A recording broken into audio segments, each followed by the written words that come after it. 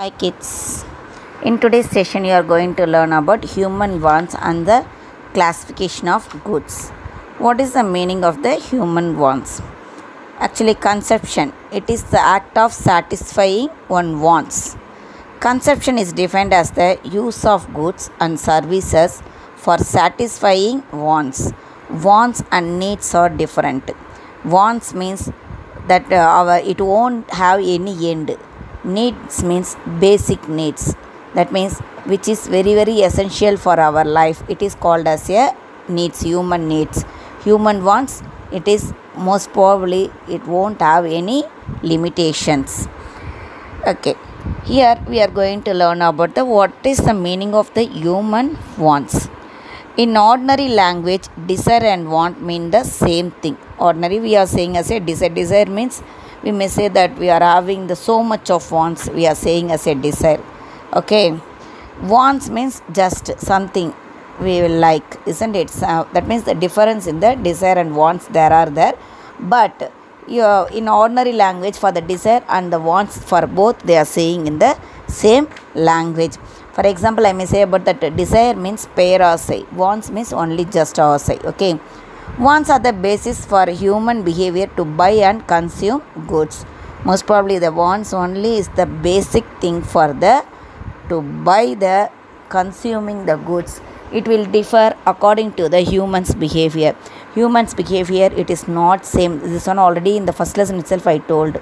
Okay, that means it is not in all the way it won't be the same. It will be the different alone. That means how that difference it occurs, according to that alone the wants also it will differ from one person to another person. Characteristics of human wants. Wants are unlimited. Human wants are countless in number and various in kinds. When one want is satisfied, another want crops up. It's true, already I told you so many times that one. If one person he likes to buy the bicycle, after he is buying the bicycle, its wants it will increase. You want to buy the bike, like this, like that it will go on there. Okay, that only wants are unlimited. Wants become habits. Sometimes wants it becomes as a habits, like reading the newspaper while drinking tea. Okay, that is known as the habit. Somebody they will, that means they need the newspaper, that means they want the newspaper as well as they want the tea also. But what they are doing there, they will combining both of that and they are saying that one is their habit. While drinking tea they need the newspaper to read, otherwise while reading the newspaper they want to drink the tea, like that they are saying as their habit. Wants are satiable. We cannot satisfy all our wants. At the same time, we cannot satisfy particular wants at a given time. So sometimes that means when we are having, that means we can't able to.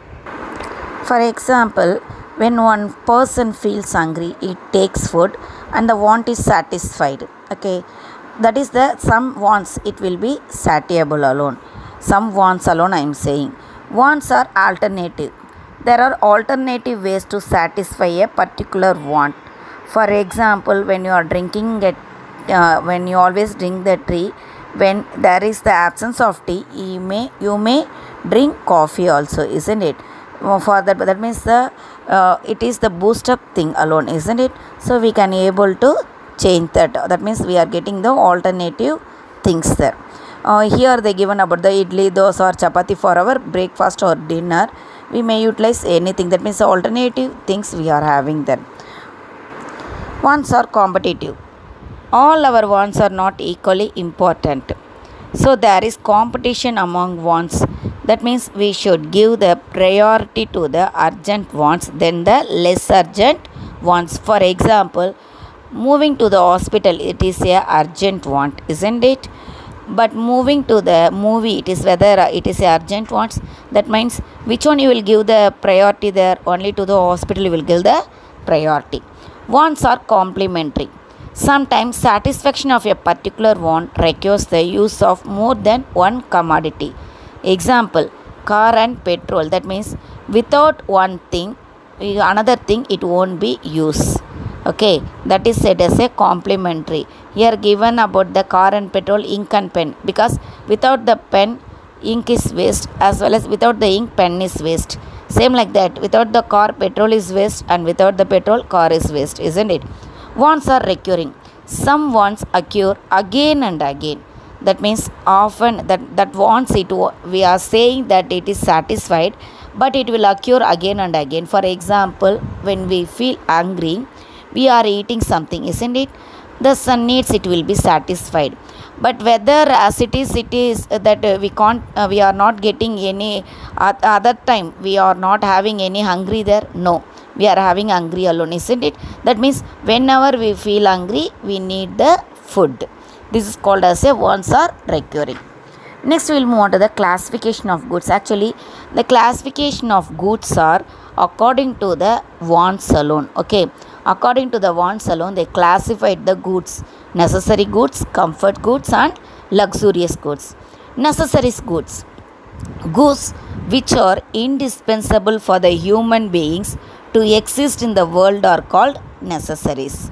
For example, food, clothing, and that means the basic things I told, isn't it?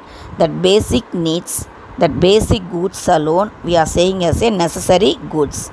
Comfort goods, goods which are not indispensable for life, but to make our life very easy as well as convenient and comfortable. Okay, that are called as a comfortable goods. For example, here they given about the TV, fan, refrigerator, air conditioner, everything comes under comfort goods. Luxurious goods, goods which are not very essential but are very costly, are known as luxurious goods. For example, jewelry, diamonds, and cars. The people with higher income only, they will move for the luxurious goods. Okay, but other than that, they will move for the necessary and comfort goods alone.